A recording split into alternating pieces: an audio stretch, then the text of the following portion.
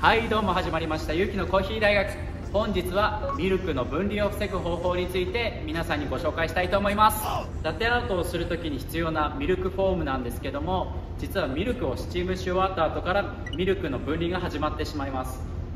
ミルクフォームとはつまり泡バブルなので、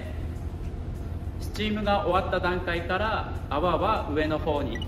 液体部分は下の方にというふうにミルクがどんどん分離していってしまいます。なのでラテアートするときは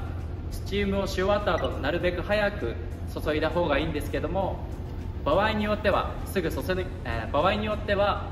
げない時があるので、その時にこのミルクの分離を防ぐ方法を知っているととても役立つので、ぜひ最後までご覧ください。どういう時に必要になるかというと、例えばカフェで2人バリスタで働いていて、1人はエスプレッソを打つ係で、2人目はこっちでミルクのスチームをする係というふうに役割が分かれている時に、スチームがすでに終わっている段階でエスプレッソのショットがちょっと早すぎたり遅すぎたりとか、ショットを打ち直さないといけない。そうなってくるとエスプレッソができてすぐミルクを注ぎたいところを、もう一回エスプレッソが出来上がるまで時間をちょっと待たなきゃいけないんですよね。でもその時に何もしないとどんどんミルクが分離してラテアートが非常にやりにくくなってしまうので、それを防ぐ方法があります。それはどうすればいいかというと、スチームし終わった後のミルクをワイングラスを混ぜるかのようにひたすら回し続けるとミルクの分離を防ぐことができます。先ほど言ったようにミルクフォームは泡なので、液体部分とフォーム部分でどんどん分離してしまうんですよね。なのでスチームし終わってそのまま放置しておくとどんどん縦方向に分離していってしまいます。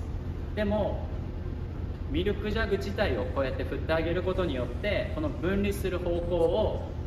横回転にすることによって分離を遅らせることができます。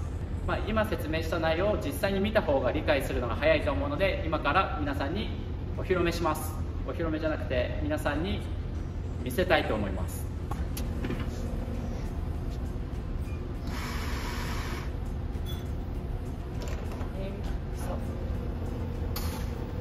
レディーゴ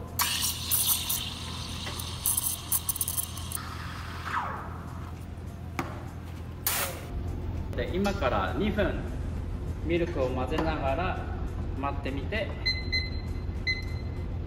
注いでみたいと思います。結構シャイニーなミルクです。でこのミルクもこのようにずっと放置したままにするとミルクがどんどん分離してしまうので、こういうミルクをこうやってずっと回し続けるとミルクの分離をだいぶ遅らせることができます。で試しにどれぐらい分離、こぼれちゃった。これクローズの人に怒られてるんですね。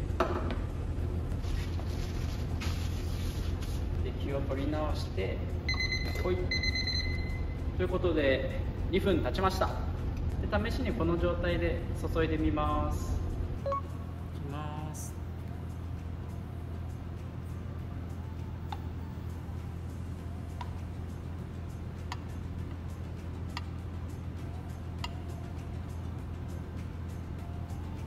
これぐらいになりました。